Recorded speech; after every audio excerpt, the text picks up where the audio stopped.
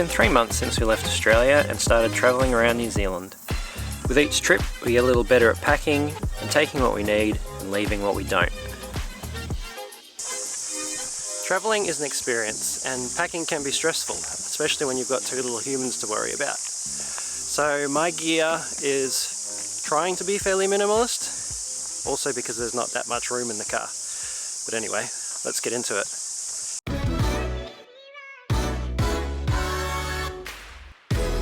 First things first, the camera. The Z6 goes everywhere. It's basically our third child. The 24-70 is on at 85% of the time as well. It's just a great versatile lens for photography and video. And on that lens is my variable ND. And for audio, I have the tiny but effective Rode Video Micro. I usually take one more lens, the 14-30 if I'm planning some wide landscape shots, or my 50mm. It's hard to leave home without both though. And this is sick. Rounding out the rest of the camera gear is the Mavic Air 2S, which I just crashed and is now in the shop. And then for a tripod, I have the Peak Travel tripod, the love-hate relationship of my GorillaPod. Useful for vlogging, pretty pathetic for everything else. Then I have my Peak Design Tech pouch, which is full of cables, hard drives, SD cards. Basically anything gets chucked in there that I don't want loose floating around in a bag. There is one luxury item I do take, and that is my landscape filters. But they make landscape shots so much better. I just love getting the shot right in the camera, and these make that way easier. So the camera gear is not super light on, but these aren't all on me all the time. They're just what make it in the car, and I pick and choose what comes with me depending on the day ahead. We've got a few devices facing off here just for a bit of fun. You can let me know in the comments if you choose differently. The laptop is the M1 Max, has a fantastic display, good audio and top battery life, all in a 14-inch body. Plus, these new laptops are beasts for photo and video editing, it doesn't even blink. The iPad Pro is a 3rd gen.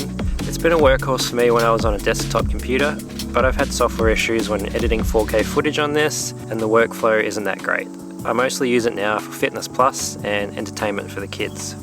The MacBook Pro has an unfair advantage. It's brand new, it wins hands down. But the iPad is fairly small, so if I remember to take it, it makes it in the car for those days when the kids are too tired to function and need some chill time. Sony's are arguably one of the best noise cancelling headphones on the market, and they are a lifesaver on a flight.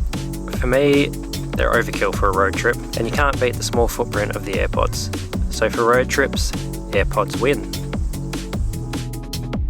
Okay, so our last category starts with flexibility in mind, which is probably the most important aspect when travelling with kids. Starting with backpacks. This is the ultimate hiking and photography pack, super adjustable, quick camera access, laptop sleeve, you can put in a water bladder and add camera cubes to your heart's content. So this bag does the heavy lifting and it's my go-to for future hikes obviously. The other bag is just a MacPack backpack. So I can grab one of the smaller camera cubes and chuck it in this bag and fill it with snacks for the kids and drink bottles and easily fit everything I need. So like I said at the start, flexibility. One other essential I wanted to bring up, a power brick. This one is pretty old, but it does the trick. So that's my travel gear for 2022. I've got to go pack the car for the next road trip. Let me know in the comments what you guys are traveling with this year. And I'll see you in the next video. Thanks.